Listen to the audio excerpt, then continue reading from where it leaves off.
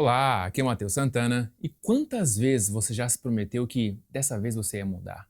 Que ia acordar cedo, comer direito, estudar, treinar, e alguns dias depois acabou voltando para os mesmos hábitos de antes?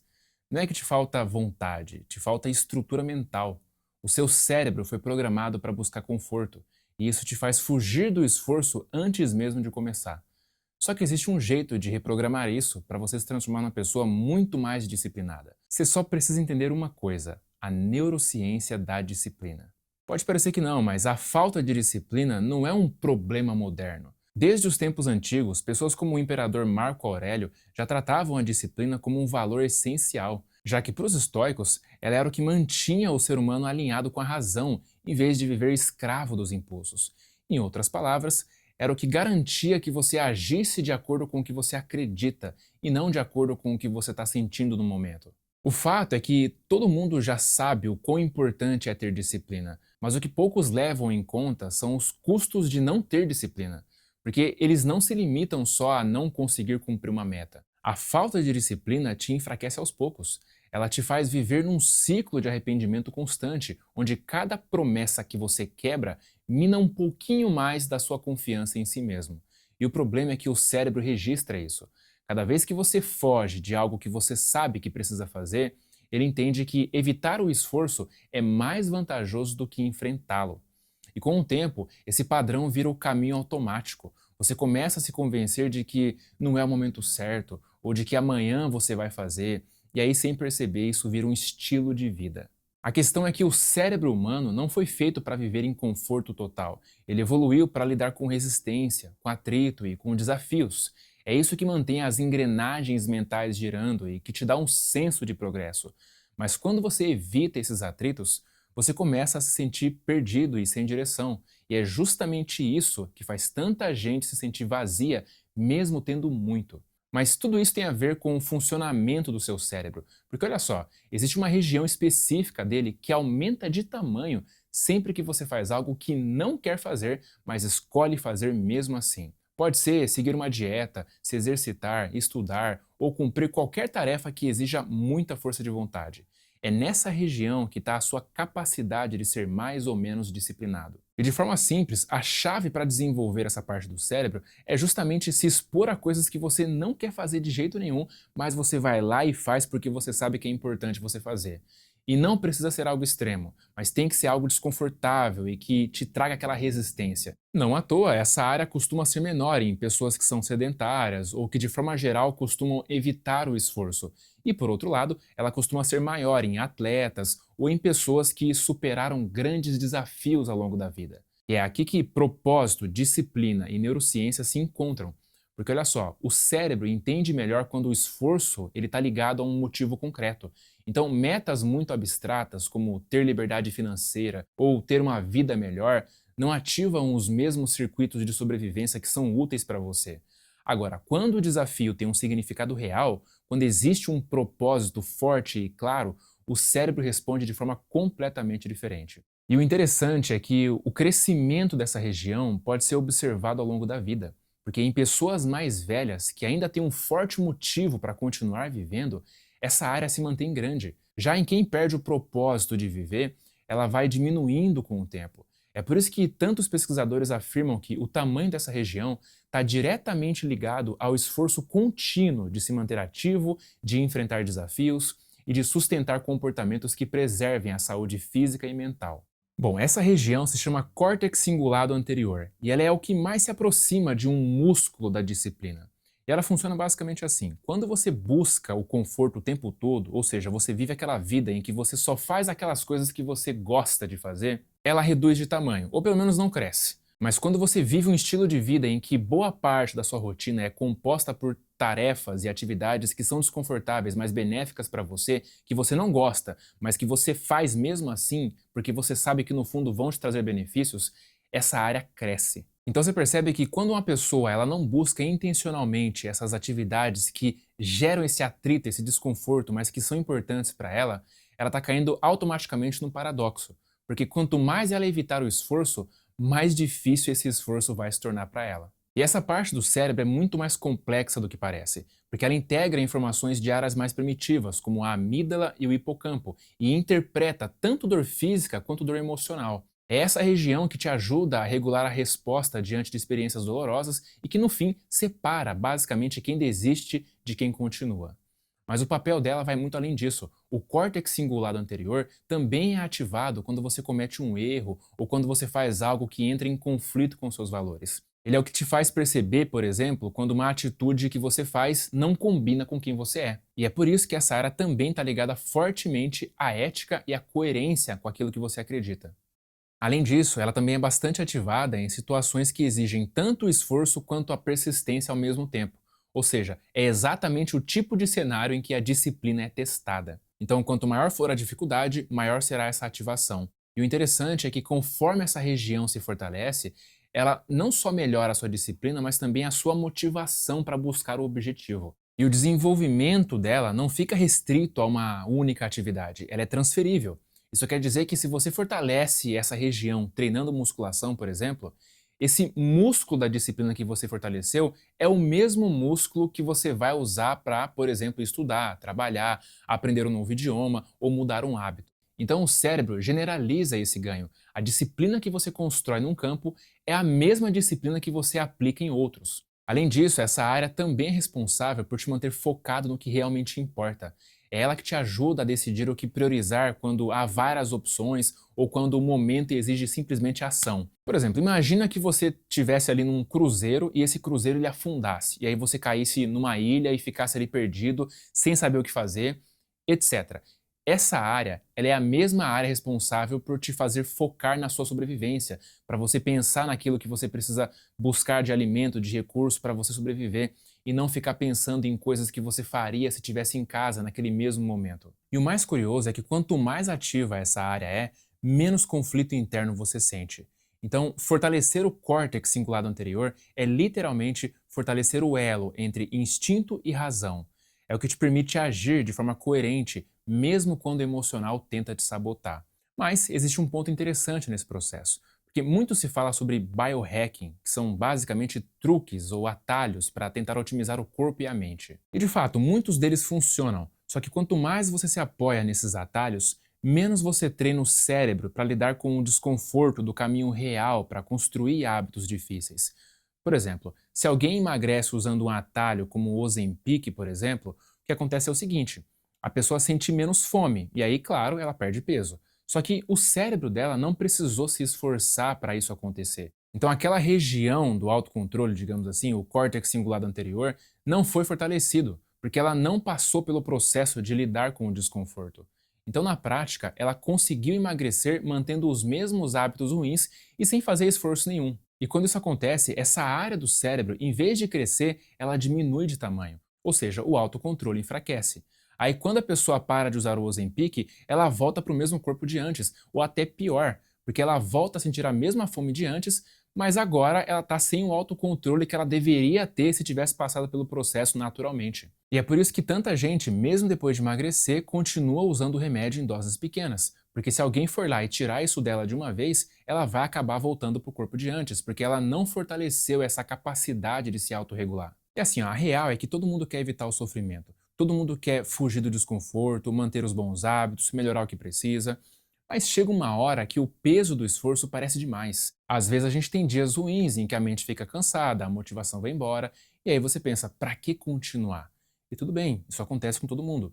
Mas o ponto é que essa capacidade de continuar e de sustentar o que você começou se fortalece justamente nesses momentos ruins. Porque é o atrito que constrói a disciplina. E infelizmente, quando o assunto é disciplina, não tem biohacking no mundo que resolva isso. Então, saber como o cérebro funciona é ótimo, mas só saber sobre isso não vai te fazer ter mais autocontrole e disciplina automaticamente.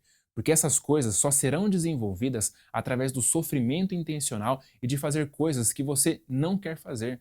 Porque são esses os pré-requisitos para aquela área do cérebro crescer. Agora, a questão é: até quanto eu preciso me esforçar sem que isso se torne algo extremo que mais prejudica do que ajuda a minha vida? Porque ninguém aqui quer viver igual um robô, né? Afinal, nós somos seres humanos e precisamos saber aproveitar os prazeres da vida também. E para te responder isso, eu quero que você pense assim, ó: O cérebro funciona igualzinho o corpo. Tudo que eles precisam desenvolver tem um ponto ideal de estímulo. Pensa num músculo como o bíceps, por exemplo. Se você não treinar pesado o suficiente esse músculo, ele não vai crescer o quanto ele poderia. Mas se você exagerar na carga ou negligenciar o descanso, você se machuca, ou no mínimo ele não vai se desenvolver.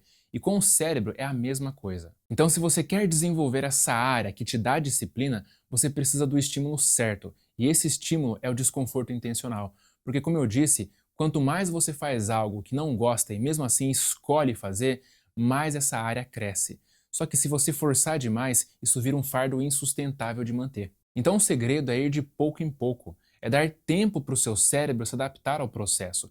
É tipo um treino. Você não começa correndo a maratona, na verdade, nem começa treinando na academia com altas cargas.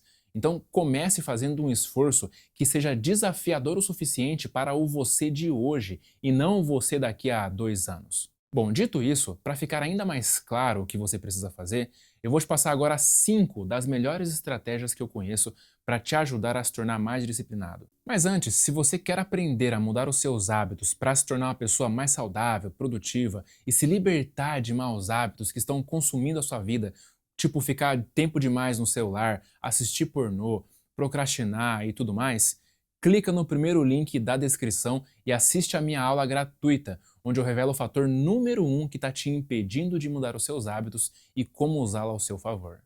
Então vamos lá. Primeira estratégia. Seja muito específico ao definir um objetivo. Isso porque o cérebro entende um objetivo de um jeito muito mais fácil quando ele é claro e específico. Então, por exemplo, se você diz eu quero emagrecer, isso é muito vago. O cérebro pode pensar em dezenas de variações do que significa emagrecer. Agora, se você define isso de um jeito concreto, tipo eu quero chegar em 12% de gordura corporal, e você usa como base uma foto que demonstra exatamente como é ter um corpo com essa taxa de gordura, isso fica muito claro e mensurável. Assim, toda vez que você se medir ou se olhar no espelho e ver que está mais próximo daquele corpo, isso é um sinal claro de progresso. E progresso é igual a mais motivação. Portanto, cada pequeno progresso que você tem reabastece mais ainda a sua motivação. E isso vale para qualquer objetivo de médio e longo prazo, quer seja atingir uma quantidade específica de dinheiro guardado ou investido, uma quantidade de livros lidos, de matérias estudadas ou o que for. Segunda estratégia, coloque a consistência acima da perfeição. Uma coisa que trava muita gente é a mentalidade do tudo ou nada. Ou ela faz 100% ou ela não faz porcaria nenhuma. O que é um erro, porque quando você coloca a perfeição acima da consistência, você acaba gerando uma consistência negativa, que é a consistência em não fazer absolutamente nada. Pensa comigo, se você definiu que você vai estudar inglês, por exemplo, durante 40 minutos por dia, com certeza vai ter um dia ou outro que esse tempo não vai te sobrar. Porque quando você faz esse plano e coloca ele no papel, o papel aceita tudo, meu caro. Ele só não considera que vai ter dia que você vai pegar mais trânsito, vai ficar doente, vai surgir algum compromisso em cima da hora, etc. Então, eventualmente, você vai se deparar com um dia em que você vai olhar no relógio e vai perceber que só tem 20 minutos para estudar. E se você colocar a perfeição acima da consistência, você vai escolher deixar para amanhã. E é aí que está o problema. Porque você acha que se fizer só 20 minutos, não conta, porque só fez 50%. Mas a mentalidade certa é a seguinte: se você definiu que estudaria 40 minutos, mas devido a forças externas só te restaram 20 minutos, logo, se você usar esses 20 minutos para fazer o que você definiu, você vai estar dando 100% de si e não 50%. Essa é a ideia.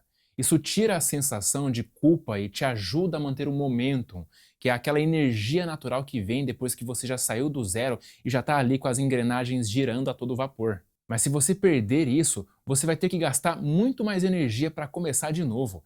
É como um foguete. A maior parte do combustível que ele gasta é só para ele sair do chão, mas depois que o negócio embala, ele gasta imensamente menos.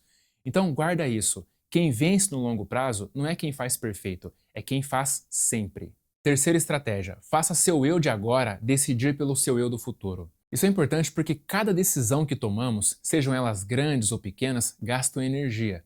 Portanto, quanto mais pouparmos essa energia para momentos importantes que realmente precisamos decidir, a gente aumenta drasticamente as chances de tomarmos a decisão certa. Geralmente uma decisão baseada na razão e não na emoção. Então essa ideia de fazer o seu eu de agora decidir pelo seu eu do futuro significa, por exemplo, fazer o seu eu que está motivado à noite para treinar no dia seguinte de manhã já deixar o máximo de coisas preparadas para o dia seguinte, para que quando você acordar, você não precise nem pensar, é só pegar as suas coisas e sair. Você não precisa ficar decidindo se vale a pena ou não. Tomar essa decisão antecipada também pode significar, por exemplo, deixar as marmitas da semana já congeladas no ponto para você só pegar, esquentar e comer. Porque se quem for decidir o que você vai comer durante a semana for aquele seu eu que chegou do trabalho cansado, estressado e que não encontrou nada saudável para comer, ele vai devorar qualquer coisa gordurosa que encontrar pela frente. Quarta estratégia: arrume alguém para prestar contas. A verdade é que a maioria de nós se esforça mais pelos outros do que por nós mesmos. Isso acontece porque o ser humano é, por natureza, um ser social. A gente foi feito para viver em comunidade. É por isso, inclusive, que uma das coisas mais prejudiciais para uma pessoa é ela viver isolada por muito tempo. Tanto é que a ciência mostra que pessoas que são muito solitárias tendem a viver menos. Então, essa característica que temos por natureza precisa ser usada a nosso favor quando queremos manter a disciplina. Porque se você tiver alguém para prestar contas e até para te cobrar, você tende a manter um nível de consistência e esforço que talvez você não conseguiria manter por si só. Por exemplo, se você tem um nutricionista para prestar contas toda semana sobre a sua alimentação, você tende a comer muito melhor durante a semana. Ou se você tem um personal trainer te esperando para treinar na academia, as suas chances de faltar são mínimas. E o motivo disso é muito simples. Quando você tem que justificar o seu comportamento para uma outra pessoa, o seu cérebro ele tende a parar de inventar desculpas para não fazer aquilo que no fundo você sabia que deveria fazer. Isso é tão real que tem até vários estudos mostrando que só o ato de você prestar contas para alguém é um dos fatores mais importantes para manter o esforço a longo prazo. E assim, não precisa ser uma coisa formal, tipo contratar um profissional para fazer isso. Pode ser um parceiro de treino, seu cônjuge ou até um amigo que já te conheça bem e saiba onde você costuma escorregar. Então, em resumo, essa estratégia funciona por basicamente dois motivos. Primeiro, porque a gente tende a fazer pelos outros o que não faria só por si mesmo. Tanto é que é só pensar nos diversos casos que existem por aí de pessoas que passaram a vida toda fumando, por exemplo, mas que quando se tornaram pais, pararam de uma hora para outra. E segundo, porque ao se comprometer em prestar contas com alguém, isso te obriga a expor suas fraquezas, o que é doloroso. Então nós acabamos agindo mais para evitar essa dor, esse desconforto, do que para colher os benefícios da atividade em si, principalmente no início. Quinta estratégia: se recompense a curto prazo. Esse aqui é aquele feijão com arroz que funciona. É o que na psicologia é conhecido como reforço positivo, que basicamente é recompensar o comportamento que você quer que seja repetido no futuro. É o mesmo princípio que você usa para ensinar um cachorro a sentar. Ele faz o que você pediu, ganha um petisco e o cérebro dele entende que vale a pena fazer aquilo de novo. E com a gente é igualzinho. Quando você se recompensa por ter cumprido o que prometeu, o seu cérebro ele associa o comportamento a uma sensação boa, mesmo que aquele comportamento tenha sido sacrificante na hora. E quando você usa essa estratégia em conjunto com as outras que eu te falei, o seu arsenal ele fica ainda mais poderoso, porque ele ajuda a renovar sua motivação a curto prazo. Porque assim, a euforia da motivação ela acontece em picos. Você tem um pico quando vê progresso, quando alguém elogia seu comportamento, quando você alcança uma meta e por aí vai. Mas quando essas coisas demoram para acontecer, essa motivação ela inevitavelmente começa a cair muitas vezes. Então, a estratégia de se recompensar intencionalmente serve para fazer com que o cérebro ele continue interessado em manter aquele comportamento, porque assim você vai ter menos dificuldade para se manter consistente ao longo do caminho. Mas essa recompensa ela tem que ser a curto prazo, porque se for para você se recompensar só depois de esperar meses para atingir o seu objetivo, ela perde a força. Então crie pequenas recompensas diárias e semanais, mas com bom senso, tipo assistir um filme, sair para um lugar que você gosta, comer fora, enfim, faça algo que te deixe bem, mas que não sabote seu progresso. Porque, por exemplo, não faz sentido nenhum você estar tentando, por exemplo, seguir uma dieta específica para emagrecer e aí você ficar se recompensando com um pote de sorvete, ou com uma pizza, ou com uma porcaria que vai estragar toda a semana de dieta que você fez. Ou então, não tem nenhum sentido você estar querendo largar as redes sociais, ou largar a pornografia, ou pelo menos saber usar melhor o celular e ficar se recompensando com 2 horas de redes sociais ali simplesmente rolando o feed sem nenhum objetivo, não tem sentido. Então não faça isso. Geralmente o que eu mais aconselho é que você escolha recompensas que não tenham a ver com aquele hábito ou aquele comportamento que você está ali tentando manter, construir ou eliminar da sua vida. E mais uma vez, se você quer mudar os seus hábitos para ter uma vida mais saudável, produtiva e longe de vícios, a aula gratuita que está aqui na descrição tem um conhecimento mais importante para te ajudar nisso. Um forte abraço e até a próxima.